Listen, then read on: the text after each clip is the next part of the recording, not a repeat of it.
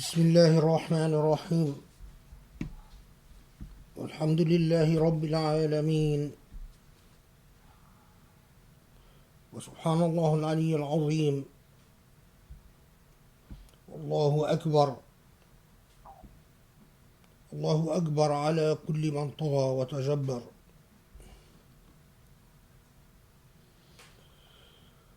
ونصلي ونسلم ونبارك على محمد النبي الأمين خاتم المرسلين وعلى آله وأصحابه وعلى من اتبعه بإحسان إلى يوم الدين.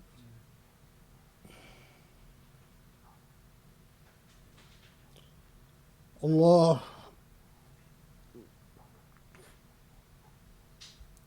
الله يا علي يا عظيم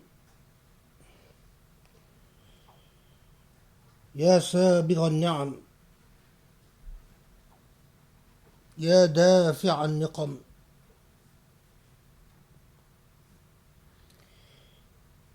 يا فارج الغمم يا كاشف الظلم يا أعدل من حكم ويا حسيب من ظلم يا أول بلا بداية ويا آخر بلا نهاية اللهم ندعوك ونتوسل إليك أن تجعل لنا من أمرنا فرجا ومخرجا يا رب العالمين.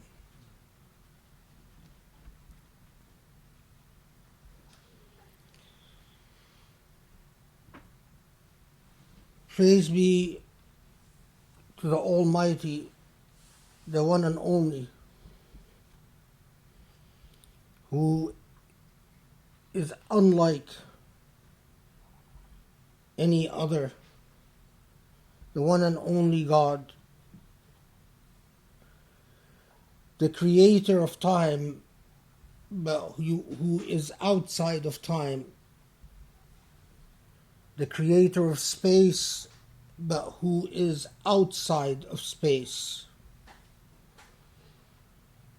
and who is unbounded and unlimited by space. The one and only who is the source of real justice, the source of true justice in this universe. For true justice does not exist with anyone else but God. God, the source of light, the source of true love. All other forms of love are but derivative and incidental and temporal. But love, the love of God and the love that comes from God, is unbounded, unrestricted, and universal.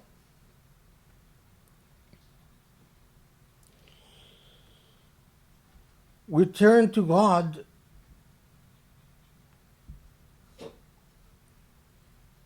who is the source of all goodness. God who gave us the month of Ramadan as a way to discipline ourselves and teach ourselves, and to try to teach us to have sovereignty over our willpower. Human beings are born on this earth, and from the minute they are born, they are tempted by dependency. They're first dependent on parents, and then soon enough they depend on their friends, and then soon enough they depend on their spouses, and then soon enough they depend on their children, and then soon enough they depend on society, and then they die. From one dependence to another.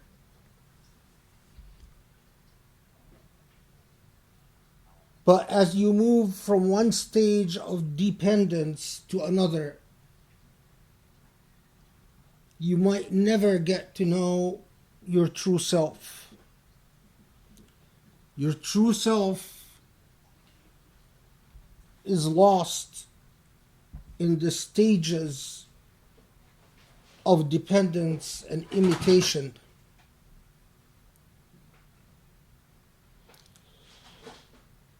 From one state of reliance and weakness to another.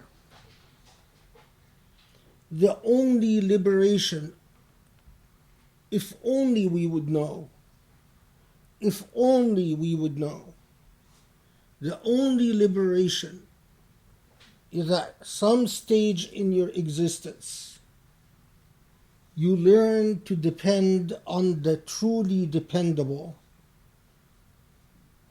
To depend on the truly dependable. And that is God subhanahu wa ta'ala.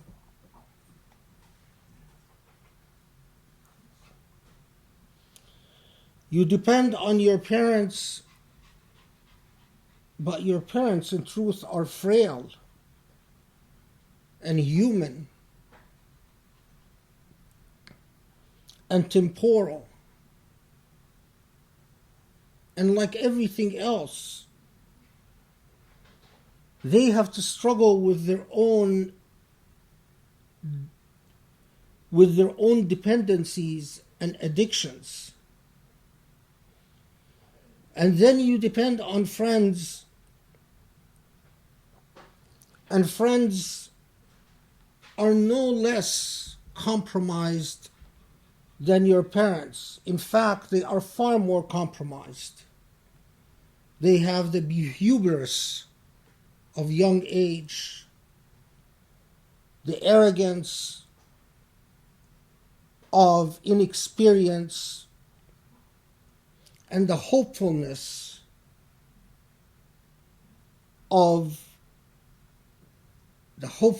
that comes with ignorance. And then you depend on a spouse, but a spouse is every bit as frail and every bit as confused and often lost, and in so many occasions, conflicted, inconsistent, and contradictory. And then eventually you depend on society when you're a senior citizen, and society is insensitive and uncaring and cold and dogmatic, and then you die. Along this journey, Allah consistently extends the divine hand to you. Along this journey, Allah is always there and always with you. Along this journey, Allah consistently sends you glimmers of lightning, little flashes of light in your heart, in your soul, in your mind, that say, turn towards me. Learn to depend on me. before it's too late. I see your pain. I see your suffering. I see how lost you are. I see how confused you are. I see to what extent you swing between the extremes of self-adulation and irrational self-idealization and complete despair and hopelessness. Turn towards me. Turn towards the true and only, the one and only, the one who doesn't change, doesn't need, doesn't covet, the one who is outside the bounds of time and outside the bounds of space and outside even the bounds of logic. SubhanAllah. This is among the reasons that we have Ramadan. Ramadan, as we fast, and if we reflect upon why we fast, and if we perform our duties during Ramadan the way we are supposed to perform them,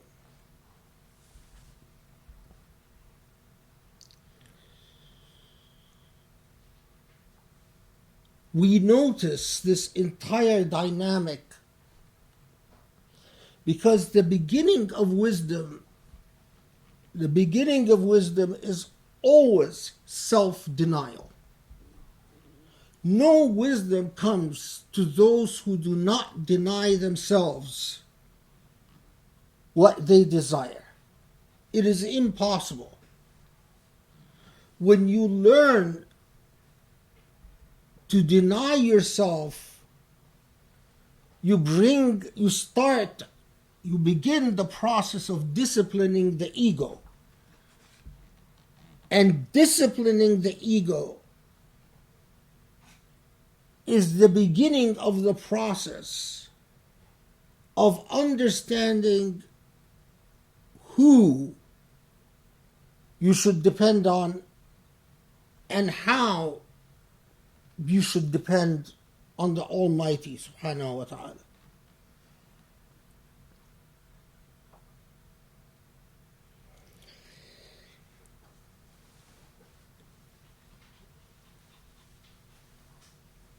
Islam,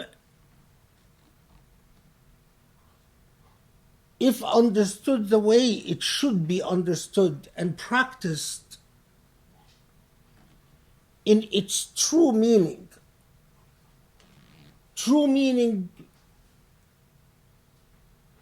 as it was revealed to the Prophet Ibrahim alayhi salatu wasalam, and as it was revealed to all the prophets since the Prophet of Ibrahim alayhi salatu wasalam to our very day, and especially as illustrated and demonstrated to us by the Prophet Muhammad alayhi salatu wasalam.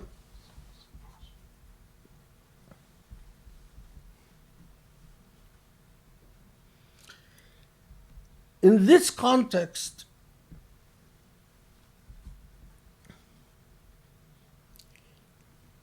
we must always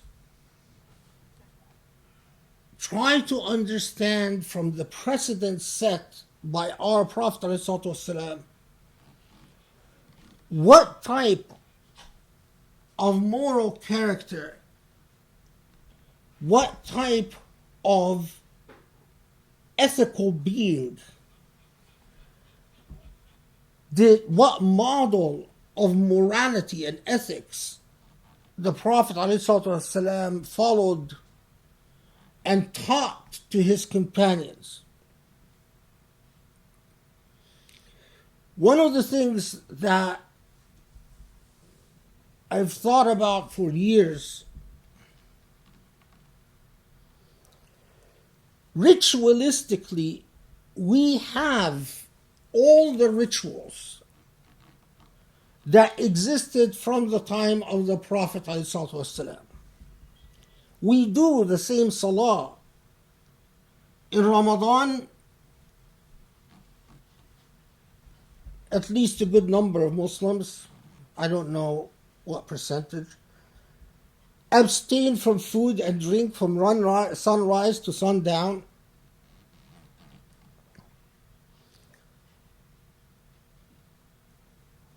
Those who are able perform Hajj and Umrah.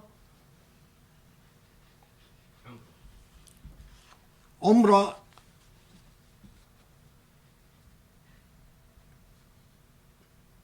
the rituals are there,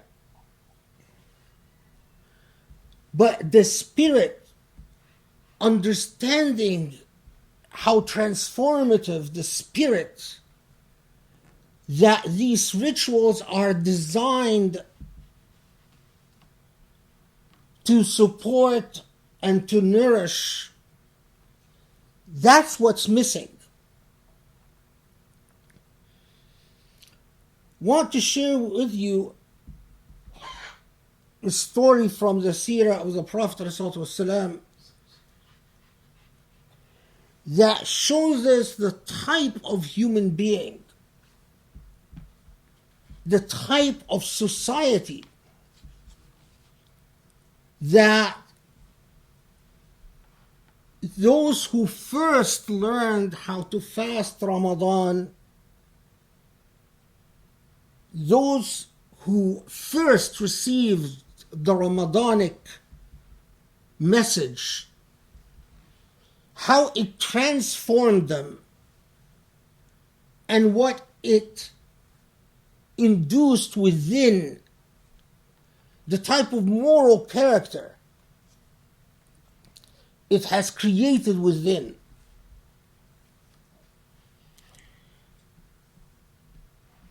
To tell you this narrative, I need to take a step back and just set up the context. Among the companions of the Prophet ﷺ was a man called Bilal.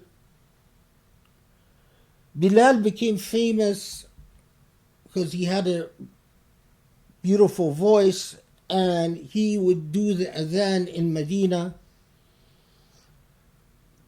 Once Muslims were able to migrate from Mecca to Medina, they were able to publicly perform the adhan, and once Bilal would stand on a small minaret, or sometimes not even a minaret, but anyway, do the call for prayer, then that would be the sign that, and people would flock to the masjid to pray behind the Prophet ﷺ.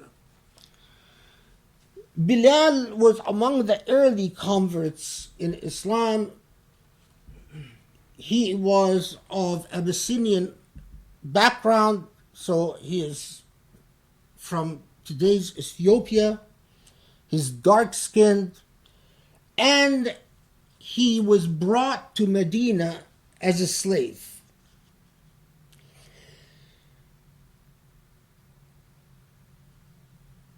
According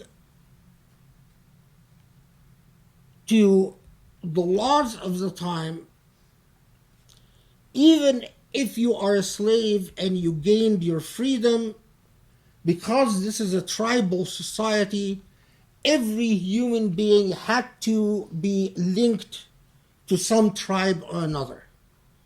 So either you were a free member of a tribe, a real member of a tribe, or you were what they called a mawali. Mawali means a tribe has an association with you. You are an associate of a tribe.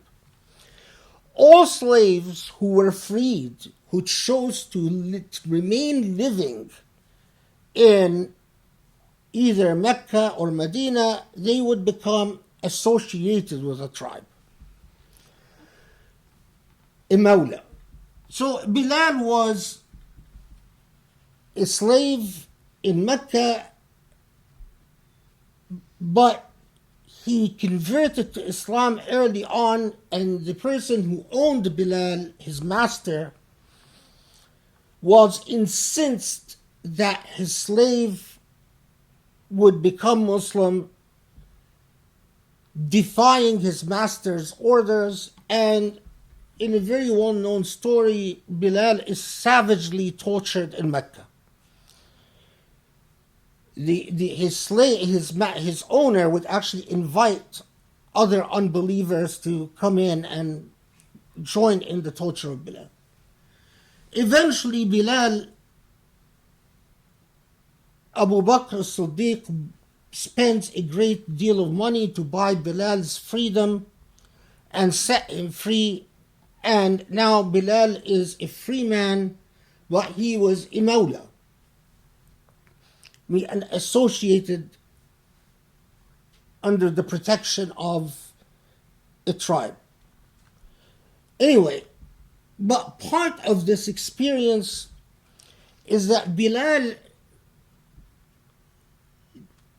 became known the extent to which he valued being a free man and the extent to which he hated being a slave. His life as a slave was miserable, and he is well known for a variety of statements about the extent to which he is traumatized when he remembers the days of his slavery, the extent to which he had this deep love for Abu Bakr as-Siddiq and the Prophet ﷺ, for among so many things, buying him and setting him free for his freedom. And Bilal was, especially after Muslims migrated from Mecca to Medina, Bilal became a very close associate of the Prophet ﷺ. He is always present in so many of the events that unfold, and he is one of the close companions to the Prophet ﷺ.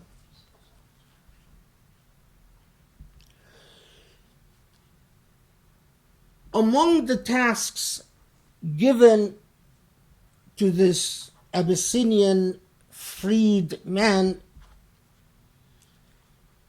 is that he became responsible for the Prophet's treasury in Medina.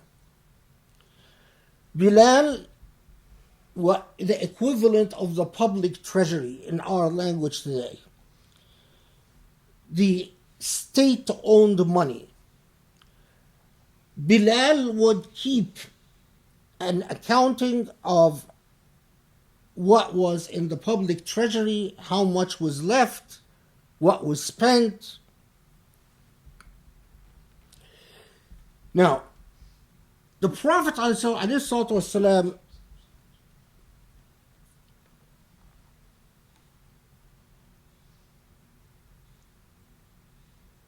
lived a life of complete austerity. Regardless of what existed in the public treasury, the Prophet ﷺ was not like the rulers of Mecca today. They didn't buy yachts for $500 million and a painting for I don't know what, and live in palaces and drive expensive cars. The Prophet ﷺ would quite often sleep on the floor if his little spread was not in the room for whatever reason, or he was not above simply sleeping on the floor. He ate whatever was available. If someone invited him to a meal, he ate what was provided. But in his own home, there would rarely be anything to cook.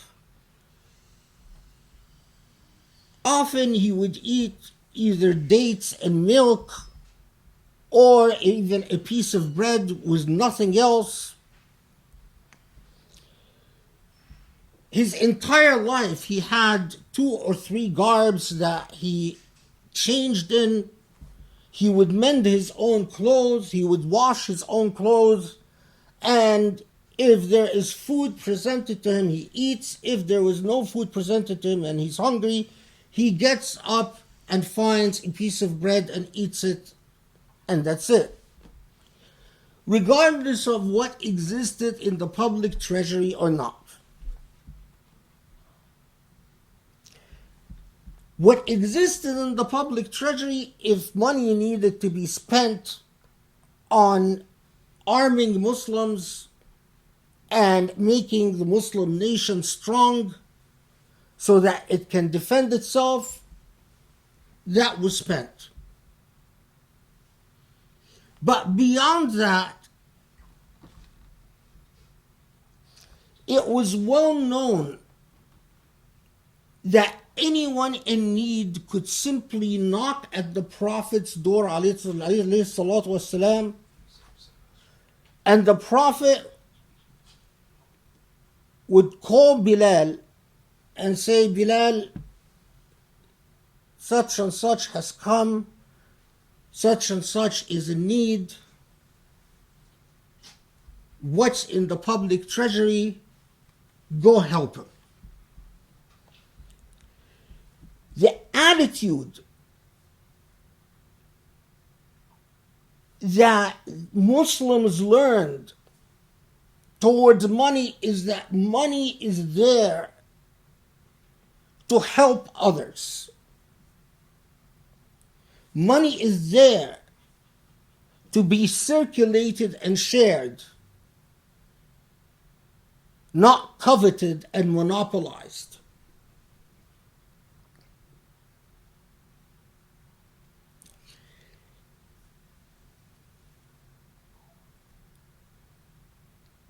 People,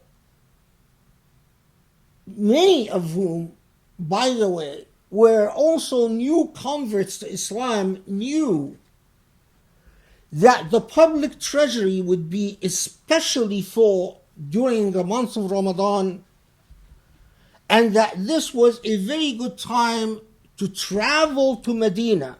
Some people came from as far as Egypt and Iraq and Syria, places that were not even Muslim yet. And they would go to the Prophet and say, I need money, I have a debt, my business is failing, my children need this, my whatever. So, in one such night during Ramadan, a man comes to the Prophet ﷺ, who was actually known to be a poor man in Medina. And people knew that if they went to the Prophet ﷺ, the leader of the Ummah, if they are in need and there is money available, they will get money spent on them. So the man goes to the Prophet ﷺ and says, and it was night, it was after breaking fast, and he says, here's my situation, I have debts, I need money, please help me out.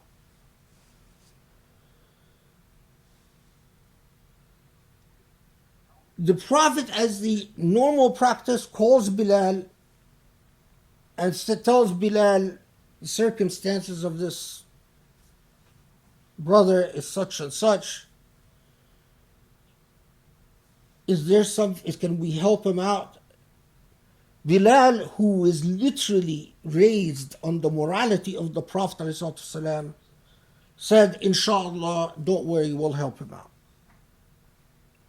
The problem, though, is that Bilal knew that the treasury was zero.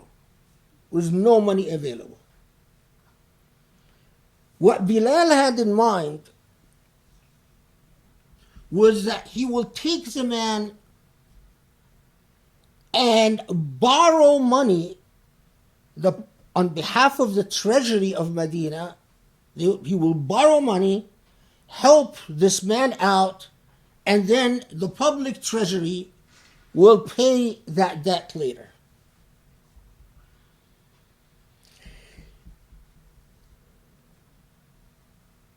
When Bilal takes our friend and he starts thinking, well, I could go to Abu Bakr, but no, I've gone to Abu Bakr so many times, taken money. We owe Abu Bakr, so the public treasury that he represents at this point owes Abu Bakr a great deal already. Ali, I know Ali doesn't have anything. Omar, I know Omar doesn't have anything. Osman, we've already borrowed so much from him. Bilal wants to help this gentleman and doesn't have the heart to go back to the Prophet ﷺ and tell him, we have nothing. So he goes to one of the merchants in Medina, I forgot his name. The merchant does something that is very low. People in Medina, the hypocrites of Medina and the non-Muslims of Medina already knew that usury was forbidden. But there was a loophole at that time. Among the very common sources of slavery back then was debt bondage. You borrow money, you can't pay off your money, you become a slave. Eventually that's banned in Islam, but when this incident took place in the second year of Hijrah, debt bondage was not banned yet. So Bilal goes to this merchant and he tells the merchant, and can I borrow money on behalf of the treasury, pay you back later to help this man? The merchant presents Bilal with a horrible response. He says, okay, it said that in some narratives it says that he was not Muslim, and some narratives say that he was a hypocrite. Anyway, okay, I'll help the gentleman. However, if you, Bilal, are unable to pay me back in a month, you become my slave. Now, Bilal hated slavery and still remembered the miserable sufferings and the indignities and humiliations he suffered as a slave. Incredibly, because Bilal did not want to turn away a person in need, Bilal agreed. And we know that Bilal told this gentleman, if only you knew how much I hate what I promised, that either we pay back, we pay up, or I become this man's slave. Of course, the person in need took the money and left. He was happy.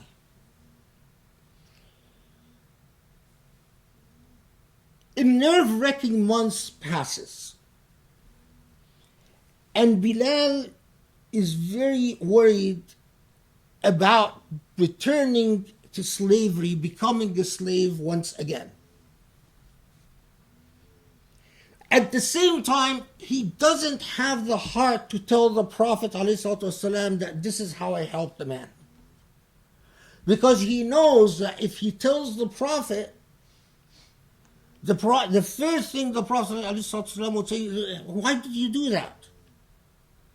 Yes, I wanted you to help the man, but not possibly return yourself to slavery. As the deadline approaches, Bilal grows more and more concerned and more worried. Could it be that I will be returned to slavery?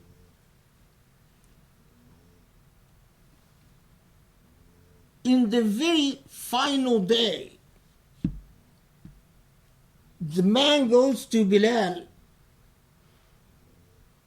and says, time up, pay now or become my slave. Bilal says, give me another week. The man says, no, by God, I won't. So finally Bilal succumbs and goes to the Prophet ﷺ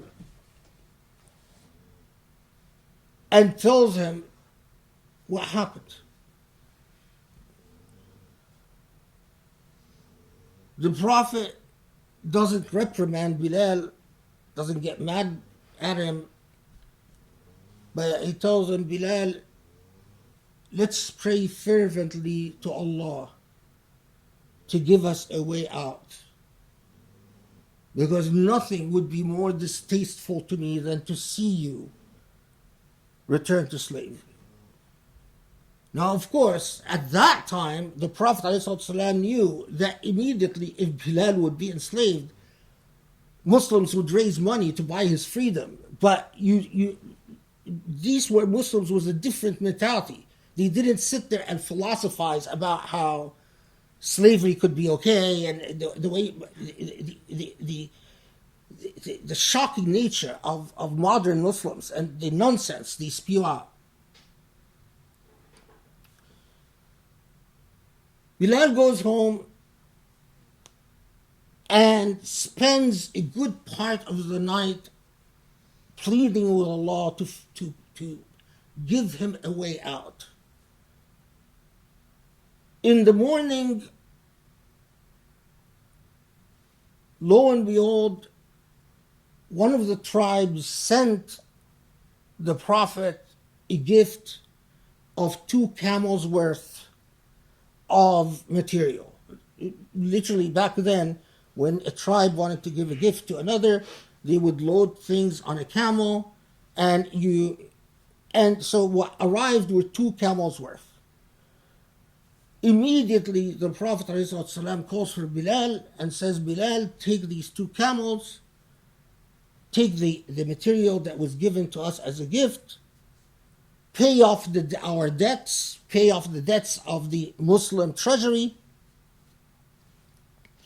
and pay off the debt, the bond debt that we are worried about. So Bilal, of course, is jubilant.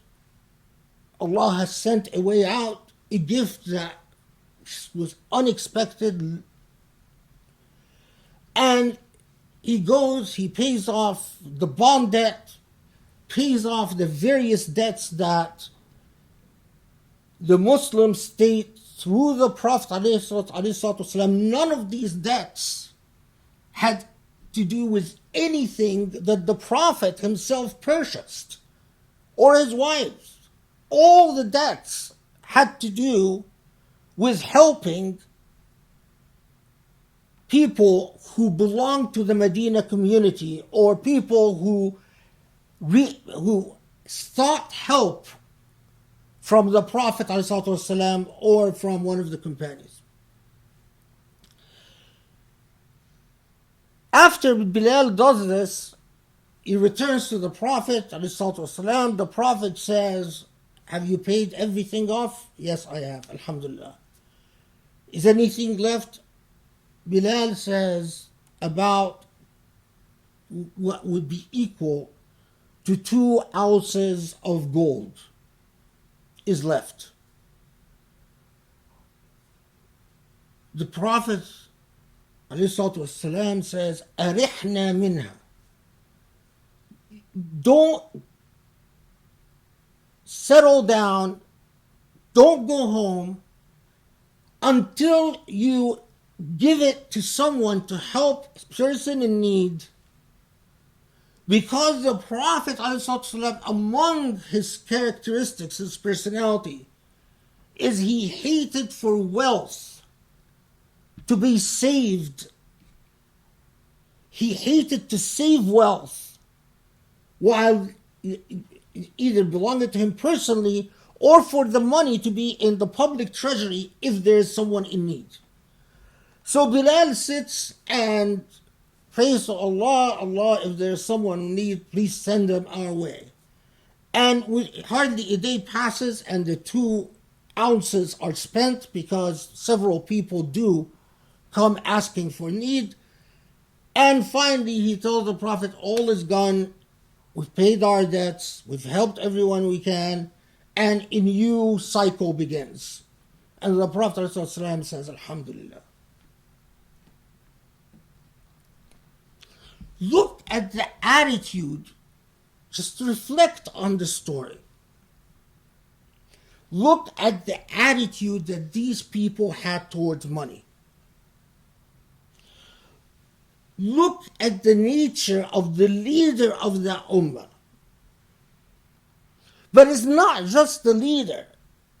It's those who work with the leader. A companion of the Prophet ﷺ is willing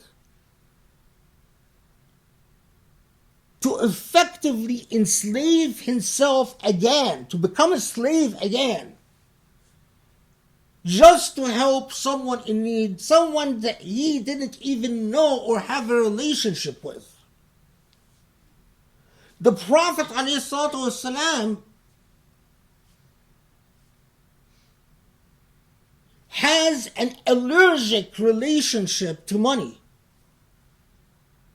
It is well known that among his characteristics is he hated spending on any luxury items.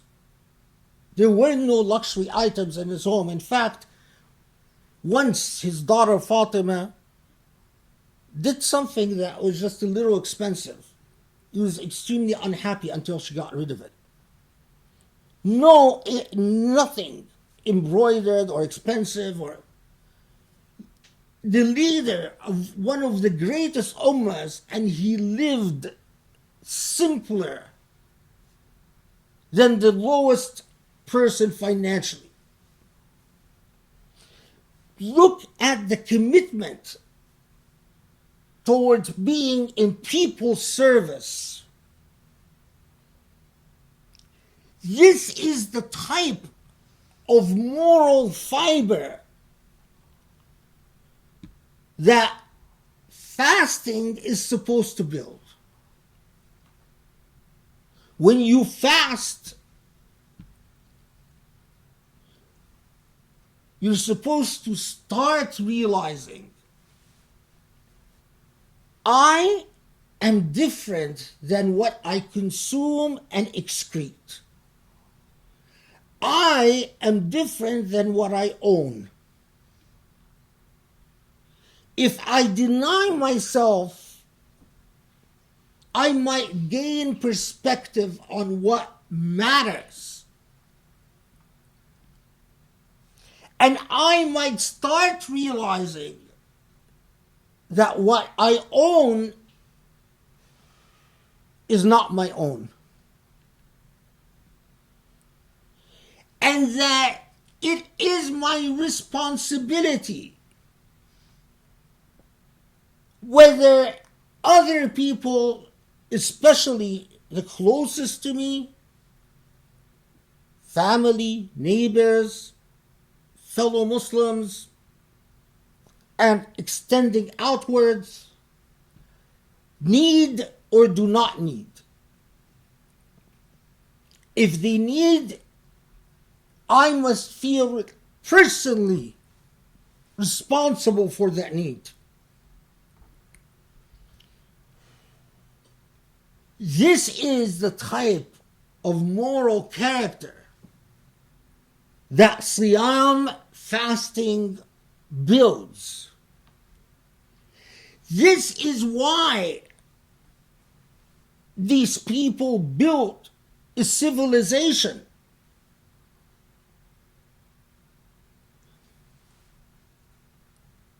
You can't turn satellite channels on any of the religious channels without having all these shuyukh types talking ad nauseum about Ramadan this and Sunnah this and Hadith this and Sunnah this. But the most basic Sunnah the most basic sunnah is that responsibility begins at the top, not at the bottom. Moral example must be given by those at the top. And it is our obligation to make sure that those at the top act morally and ethically. You can't expect someone to feel moral responsibility for society if those who rule over them don't set a good moral example. Compare between the way Bilal acted as a public official and the way you see Muslims acting as public officials all over the Muslim world. Compare between the ruler of Medina and the ruler of Egypt and the ruler of Saudi and the ruler of the Emirat and the ruler of this and the ruler of that. All the countries that have money and will spend it on weapons and luxury items, but have nothing but indignation and resentment towards those in need. And who act like if you talk about their wealth as if you've assaulted their being. Don't talk about my money. It's my money. If you want to understand why Islam became a world moral force or a moral force in the world, reflect upon what Islam did to these early Muslims. A man who hated slavery was willing to re-enter slavery just to help a person in need because he felt the sense of responsibility as a public official responsible for the treasury to even take a huge risk. And the Prophet ﷺ refusing to accept the idea of coveting and hoarding money if there's any person in need who might need this money in their pocket and at the service of their family. This is the morality that Ramadan is supposed to build. أقول قولي هذا وأستغفر الله لي ولكم أسأل الله يستجب لكم. بسم الله الرحمن الرحيم الحمد لله رب العالمين والله أكبر على المتجبرين ونصلي ونسلم ونبارك على محمد خاتم النبيين المرسل رحمة للعالمين وعلى من اتبعوا بإحسان إلى يوم الدين.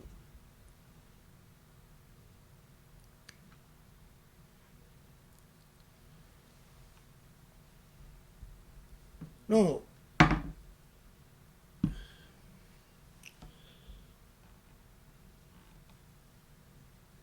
The moral force that Islam created in humanity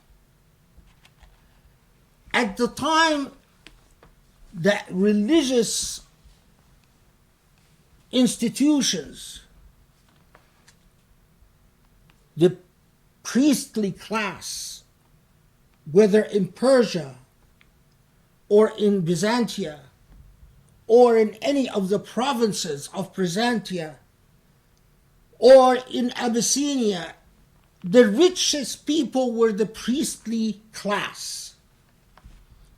They coveted money and hoarded money. People had come to expect everywhere that the most corrupt institutions were the churches and the synagogues and places of worship. And there comes this Prophet Muhammad ﷺ restoring the message of Moses and the message of Jesus, restoring proper morality to where it should be, but not just by speech, but by action.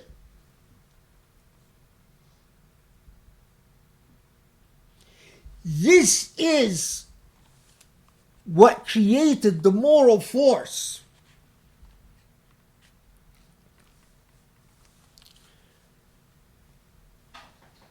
The Quran repeats again and again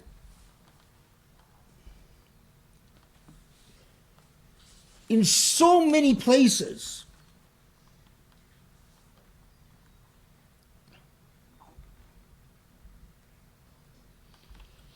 it reminds us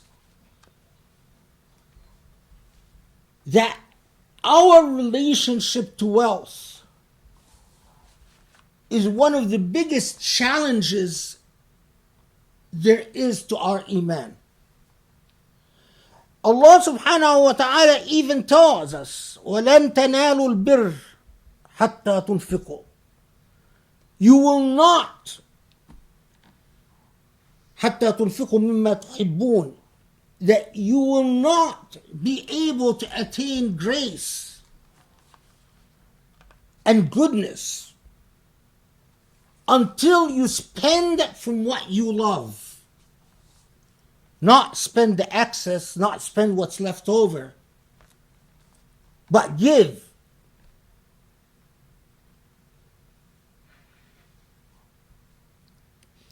Allah subhanahu wa ta'ala even reminds us, وَانْفِقُوا فِي سَبِيلِ اللَّهِ وَلَا تُلْقُوا بِأَيْدِيَكُمْ إِلَى التَّهْلُكَةِ. Reminds us that if you don't spend, this is how you cast yourself into ruin. A lot of Muslims, when they want to act cowardly, they will recite this verse, وَلَا تُلْقُوا بِأَيْدِيكُمْ إِلَى التَّهْلُكَةِ. Don't cast yourself into ruin. But they'll often cite this verse and leave the first half of it. وَانْفِقُوا فِي سَبِيلِ اللَّهِ. The verse is not just telling you don't cast yourself into ruin. It's telling you don't cast yourself into ruin by failing to spend in God's cause. That when you fail to spend, this is how you cast yourself into ruin. Typical of modern Muslims, they chop the first half out and just focus on that little part. Well, don't cast yourself into ruin. In fact, I know some of the funny, in not a good way, moments in my life when I would talk to some people and they justify not donating by saying, the job market is not secure, and Allah said don't cast yourself into ruin. Allah didn't say don't cast yourself into ruin by not spending. Allah says exactly the opposite.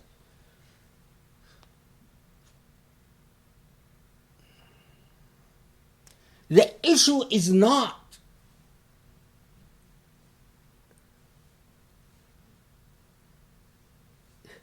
that I am not a campaign finance person. I'm not trying to convince someone to write me a check. But I am telling you this for a very simple reason.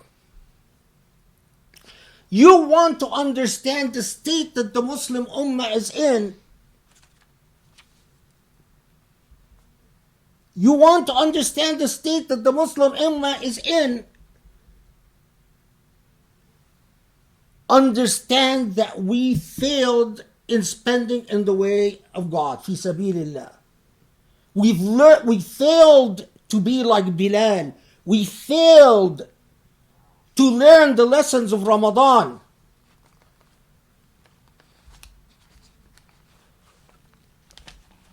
Doesn't Allah subhanahu wa ta'ala in Surah Muhammad tell us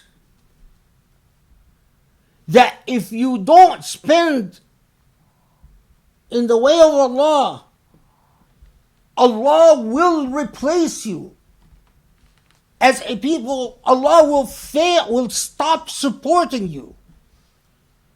You will do dua, but it will not be answered. You will be saying, Allah, why? Why is it that Muslims are slaughtered in concentration camps in China? Why is it that Muslims are slaughtered in Burma and Rohingyas? Why is it that Muslims are slaughtered in Syria? Why is it that Muslims are persecuted everywhere? And why, Allah, why? Well, read Surah Muhammad. Allah tells you why. If you don't spend in the way of Allah, if you love your money more than you love Islam, then it's your fault. Then this is precisely the world. Why Allah is Islamophobia everywhere? Why is it that everyone is on a rampage against Muslim? Read Surah Muhammad. You either spend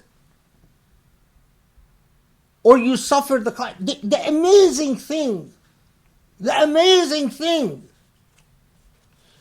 is, come look at a Jewish funded center here in Los Angeles. What is it called? Skirball.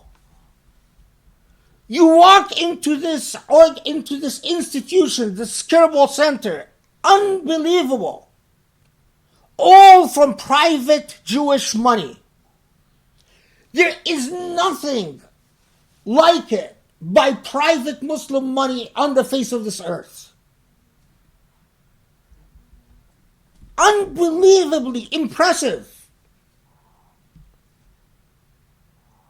As an academic, I can tell you, I am jealous of my Jewish colleagues and my Christian colleagues and my Indian colleagues and my Chinese Buddhist colleagues. Because all my colleagues are funded and supported by their constituencies.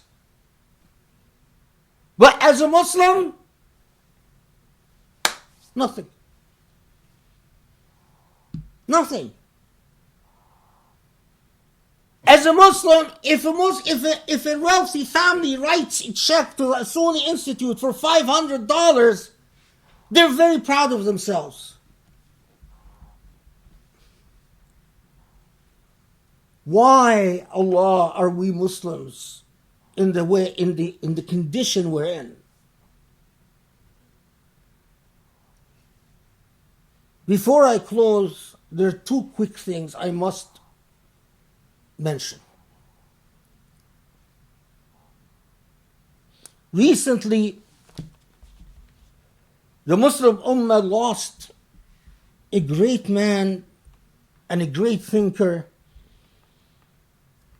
a Saudi, Abdullah al-Hamid, who is among the most brilliant people who wrote about constitutional monarchies.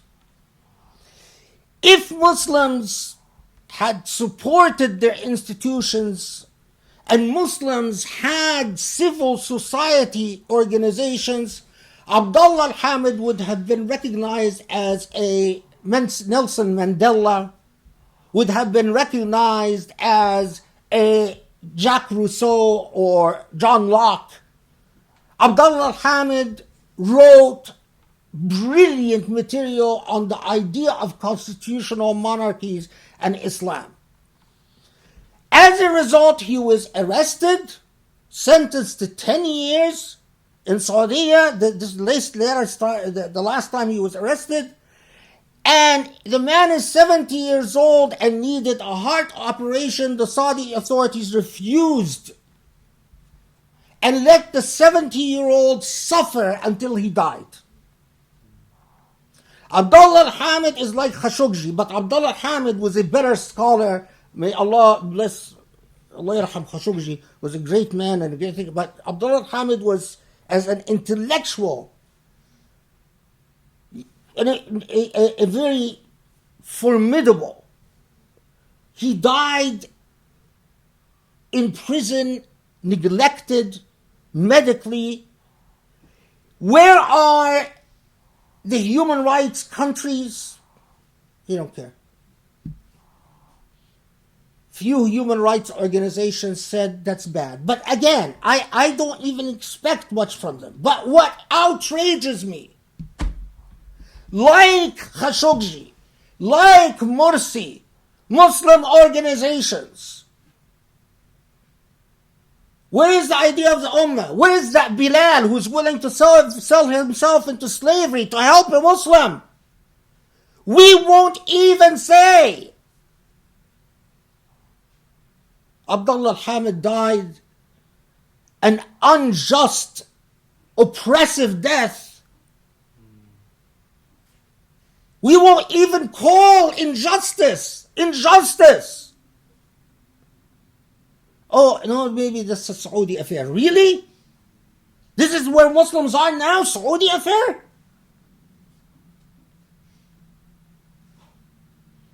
Second thing, for the first time in history, not only are the mosques all over the Muslim world closed, but from Corona, that's a different thing, but the Egyptian government has a new law that you can't read Quran on and broadcast Quran from mosques in microphones. And you can't do ibtihal or tawashih.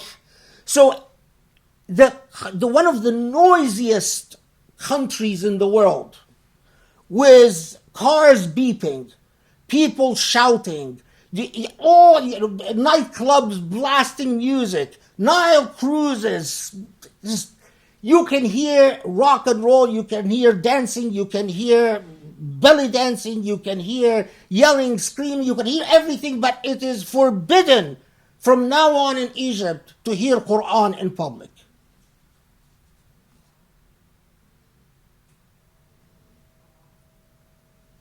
Connect this last point. There was an article published in Middle East Report how Islamophobia is tying Muslims to the coronavirus. The BBC, every time they talk about the failures of the World Health Organization, they show images of mosques or muhajjabas sitting in front of computers. CNN, when it talks about the danger of my immigration to the United States and the coronavirus, for some reason, it shows images of mosques and muhajjabas and people praying. But the real doozy recently, as Ramadan approached, one of the biggest Islamophobes, his name is Paul Sperry. Paul Sperry wrote a horrific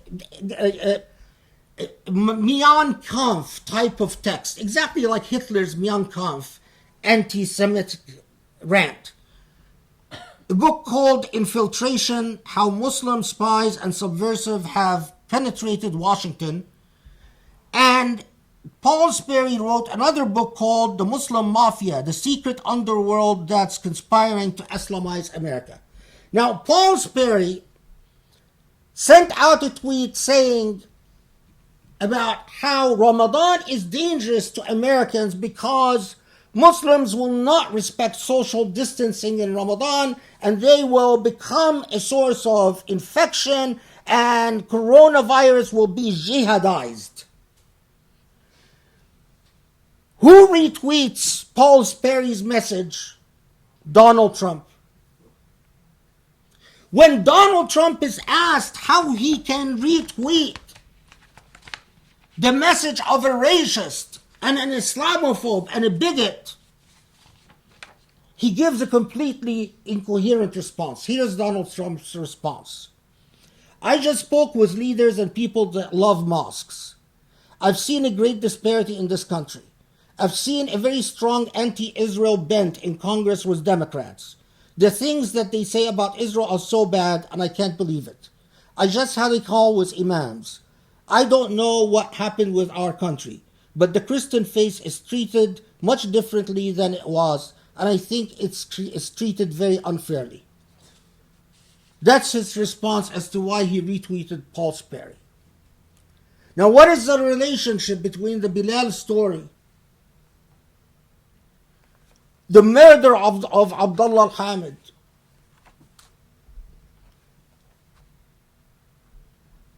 the closing or the banning of broadcasting Quran and Tawashih in mosques, from mosques in Egypt, and the retweeting of Paul Sperry's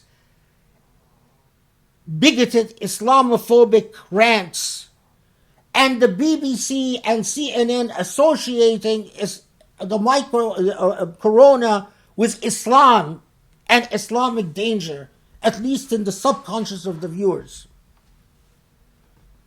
It's all an integrated whole. We would not be in this situation if one thing, أنفقنا في سبيل الله, if we spent our money, if we didn't spend in luxury items. It is incredible that I have written 10 books, lived an entire lifetime, now approaching the grave, knowing that it is just a matter of days before it's over. And I can honestly and sincerely say that I've received very little support from my fellow Muslims. And there are people much worse. There are young scholars and Muslims who want to help orphans, Muslims who want to build institutions, Muslims who are brilliant, who are gifted. The one thing they don't have are resources. And they don't have resources because Muslims don't spend in the way of God. Saudi, the servant of the two holy shrines, has spent money to fund a couple of soap operas that support Israel against Palestinians. That's what they're spending their money on now. Jailing Palestinians and supporting Israel. The Emirates spends tons of money killing people in Yemen, killing people in Libya, protecting a dictator in Egypt. Egyptians spend tons of money fighting Islamization in every respect and every sense. They close down mosques. They tear down mosques. In other words, governments have betrayed and abandoned. But where are you? If fasting doesn't teach you the proper relationship to your wealth, then fasting hasn't done anything for you.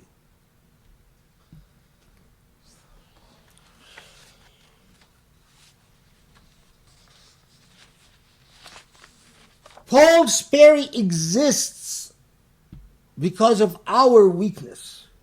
Because when Paul Sperry wrote this Islamophobic, bigoted, racist stuff, he found tons of people that are willing to support him and fund him and buy his garbage and circulate it all over. But Muslims can't imagine that type of support.